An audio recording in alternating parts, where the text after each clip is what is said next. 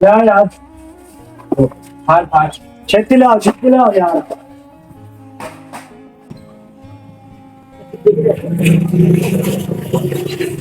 शरीफ गल सुन पुत्र, गल सुन यार ਤੁਹਾਡੇ ਵਾਸਤੇ ਚਾਹ ਲੈ ਕੇ ਆਏ ਆ, ਉਹਨਾਂ ਨੂੰ ਵੀ ਬੁਲਾ ਲੈ, ਉਹਨਾਂ ਨੂੰ ਵੀ आ जाओ अरे बंदे आ जाओ ਆ ਚਾਹ ਪੀ ਲਓ ਬੇਟਾ, ਬਹਿ ਜਾਓ, ਉਹਨਾਂ ਨੂੰ ਬੁਲਾ ਲਾ आ जाओ भाई। हाँ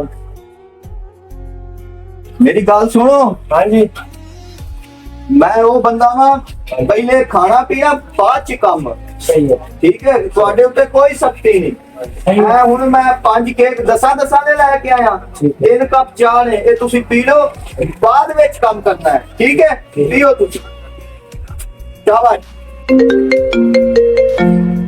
अस्सलाम वालेकुम।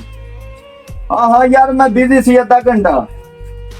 ओ यार कोई मसला नहीं, और राती एक छोटा जिहा फंक्शन सी, उत्ते तंबू कनाता लै गए सी, इकट्ठा करके समान लिआंदा ते मजदूरां नूं वास्ते चाह ते यार केक लैके आया सी, 5 केक ने 10 वाले।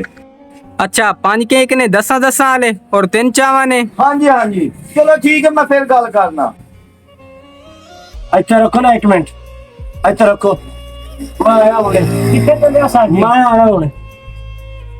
हजरत एक जरूरी ऐलान सुन लो, ए रंधावा साहब ने अस मजदूरां वास्ते 5 केक ले आंदे ने 10 वाले ते 3 चावां भी ले आंदियां ने, असी हुण मजदूर पीण लगे आ। एक बारी फिर ऐलान सुन लो, ए रंधावे साहब ने असी मजदूरां वास्ते 5 केक ले आंदे ने 10 वाले ते नाल ही 3 चावां भी असी पीण लगे आ।